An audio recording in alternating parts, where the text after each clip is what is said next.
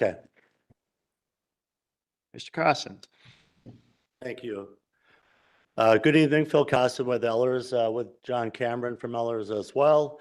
We're following up with some questions that were raised on the 31st at the Plan Commission public hearing. There were a variety of questions that were asked by Plan Commission members and the public that we tried to respond to in this couple of slides. There are 5 key questions.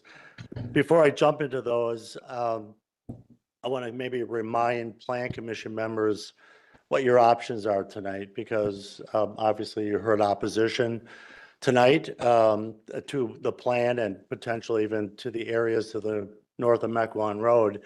So you really have 3 options as I see it. 1, you can approve the project plan as it's prepared, and then it'll be forwarded on to the village board for action at a date that will either be next week or potentially May 5th has been a date discussed as well. Second, you can not pass the resolution. So there's a resolution in front of you. And what that'll do is essentially stop the process as it is right now. And we need that resolution to move forward to the village board. Really what that does is it forwards on not just the approval of the project plan, but the boundaries that are proposed as well. And then third, because you haven't gone through the approval process yet, you have the ability, as does the village board at the next meeting, to modify both the plan and or the boundaries. That's an option you have as well. Since you went through the public hearing already last week or 2 weeks ago, we don't need to wait 2 weeks between the public hearing and village board action. So this could come to the village board as quickly as next week. So again, you can modify the boundaries if you want on the fly, and we can modify the plan prior to bringing it to the village board. So that's an option you have as well. So you can approve, deny, or even modify the plan to meet your expectations or what your wishes are as Plan Commission members. So those are your options tonight. So there are 5 questions that were raised that we wanted to address tonight from the 3/31/25 Plan Commission public hearing. So the first was a question to see the actual redevelopment property map. So we have prepared that. Within project plan, the project plan, you'll see on page 12 also that we did address in the parcel list, the parcels and the percentages of how we got to the 51% in need of rehab or conservation. So that's in the project plan. And we did eliminate the wetland area from that calculation. So that was a question that was raised as to whether or not the wetland was included. That was not included. Second, there was a question as to one of the assumptions that we used and whether or not the 2% property appreciation made sense. So what we ended up doing is we looked at since this district has the ability to be in place for up to 27 years, what we looked at was we went back 27 years. Made sense because that's how long it can go out. And we did a historic property appreciation versus the 2% that we assumed in TID number 10, and we'll show you that in a little bit. Third, there was a question on the overall equalized tax rate assumptions that we used. I have a slide on that as well. And there was a question as to whether or not we should be showing a declining tax rate. I'll touch on that when we get into the slide and what the impact of that is. The impact of the property purchase if the TID is not created. That gets a little more complicated because it'll require essentially the village to borrow money to pay for that, for those property purchases, since the village does not have that kind of fund balance that they can tap into to be able to pay for that out of fund balance. And then I wanted to address a little bit about the $6 million gap that we had shown in the project plan. And there could be criticism of that, but you also got to realize we do show that. We're not trying to hide numbers. We're trying to actually show you that there is a gap in the project plan as we look at the first couple of phases, in part due to some of the community-wide benefits that are part of the project plan as well. So those are the 5 questions that we have tried to address in our responses.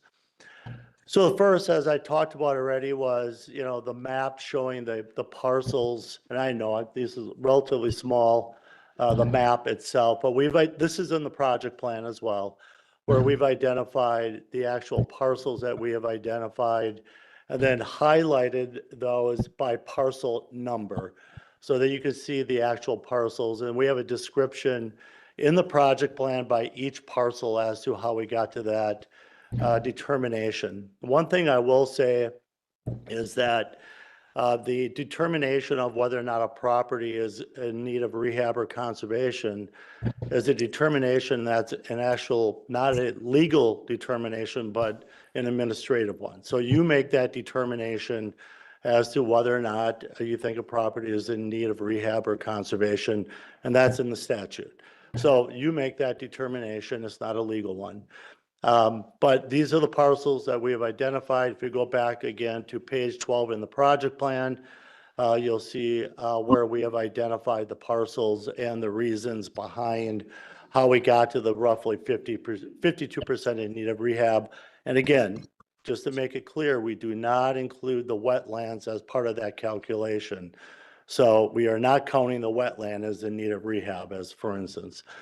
The properties to the north of Mequon Road and to the north west of the development site are properties that we have not identified are being in need of rehab. So quite frankly, if they get removed for any reason, that'll just help the calculations.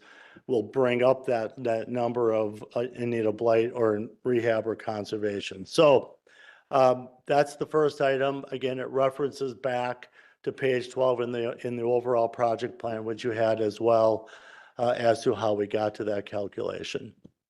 The second question was, again, the historic property growth versus the TID 10 assumptions. And we did look back 27 years. And so the attached analysis really is the value growth, not including construction. So we're not showing construction growth, but truly what has happened with property growth, just year in, year out property value growth over the last 27 years. And for the village of Germantown, it's been 2.4%. So that's what you have averaged over the last 27 years. Your properties have grown at roughly 2.4%. The average over the last decade is 3.98, almost 4%, but that would be the case, I think, in most communities. Everybody kind of knows what's happened in the last 5-6 years, where we've seen a lot of property value, property appreciation.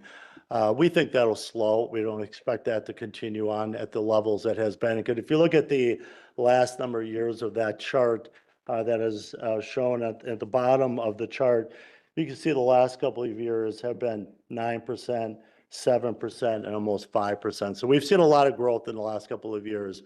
But when you average it out over 27 years, we're at 2.4%. And what we used in the project plan was 2%. One further kind of refinement to that, this is all going to be commercial and residential. And if you look at commercial residential, that grows at a higher value than industrial. We did not pull out industrial. I think we would have skewed it a little bit more to a higher number if we would have removed industrial property, which tends to actually kind of flatline and sometimes drop in value as property depreciates over time. So again, I think our number at 2% was, if anything, a little bit on the conservative side. So that it kind of hopefully answers that assumption, that kind of a key assumption that we use in the project plan. The third question had to do with, and I think questioned, why we use an equalized tax rate drop. And so we try to kind of show you pros and cons of how we define that. So the flat tax rate, which we could have used, and which is more aggressive, our fear by using a flat tax rate is it overstates the TID revenue potentially. We have seen, on average, throughout the state of Wisconsin, at least over the last 5 to 6, maybe in upwards of 10 years, we've seen tax rates drop and on an equalized basis. And the reason for that is that we've seen, again, just on the reverse of this, we saw property values increase. At the same time, villages and cities live under levy limits, so you can only grow your budget by net new construction. So the result of that is that we do see some declining tax rates. So by using a flat tax rate for the life, which we did not, we may overstate the revenue, yet it's an easier methodology to understand. But it's more, I think, to be more in line with what we have seen over the last 5 to 10 years, we do show a declining tax rate. And again, that is just more conservative. We may understate the revenue a little bit, but we do think it builds a little bit of room in the project plan as well. In case you do see flat tax rates, that just means we'll have a little more revenue, which is good, and may be able to close out the district earlier. So again, in the project plan, we've taken a little bit more conservative approach using that declining tax rate. This is a tougher question that was asked, and we tried to define this as we usually do and try to boil it down to what the average homeowner would see. And we do the same thing whenever we do a financing for a community. We always try to boil it down to something that's really understandable for people. So the village, as you heard earlier, the village board previously approved the purchase of properties with an assessed value of about 7.7 million, 7.8 million. And that's the assessed value. The attached analysis, what we're really showing is the financial impact both annually and over the life of the debt if you do not create the tax increment district. And again, we're here to facilitate the creation of the TIF at your wish. But, if it doesn't come to fruition and the TIF isn't created, those are funds that will have to be borrowed by the village, and there'll be an impact of doing that. So we wanted to, again, boil it down to what the average home impact is. If you look at Zillow, the average home price in Germantown is about $415,000. Annually, over the life of the debt, it's about $62 on the average home. And over the life of a 20-year issue, if you borrow the money over 20 years, it's about $1,237 to the average homeowner by buying that property. Now, what didn't I include, because it's really a challenge, I could come up with a lot of different analysis, is my assumption would be you would probably sell the land to a developer of some sort. What price tag, I have no idea. So we could have picked $1 million, $5 million, and run all kinds of analysis. But this assumption is you don't sell the land, right? That you're going to eat that cost, maybe the wrong term to use tonight, but you're going to absorb that cost under your debt levy annually and have an impact through the purchase of those properties. So again, we want to make sure it's clear as to what the impact is so that people fully understand, and that's principal and interest. That's not just the principal amount, but the principal and interest on a future bond issue. Lastly, and again, a little bit challenging to answer specifically, but in the project plan, again, we wanted to make sure that what we presented actually was based in some reality. And when we ran through all the numbers of what was provided to us from a cost perspective and potential development, again, we don't come up with those numbers. We try to facilitate this through a project plan. What we ended up doing is trying to determine how much other revenue would be needed to support this area. And so what we've identified here is that there is a variety of different ways that the village could maybe provide that a gap, how to fund that $6 million gap. So one, and you've heard Bailey talk about this in previous meetings, as you go out to talk to different developers, the first is that the developer takes on some of this responsibility. It could be public costs, it could be the land estimate, the land that you would actually purchase, they would purchase from you. But again, until you go out and meet with the developers and get feedback through our request for developer, our expectation, and I think Bailey's as well, is that some of this cost would be bore by the developer. So that's first. The second would be various grants that are available. So there are brownfield grants. We right now in the project plan just identify those as village costs, cleanup of the site. So there are brownfield grants that you can access through the Wisconsin Department of Natural Resources. There's something called Vibrant Spaces Grant through WEDC that I have a number of clients that have been successful in accessing funds where they're going to create a vibrant space, meaning an area for the community to gather. Third could be grants through Washington County.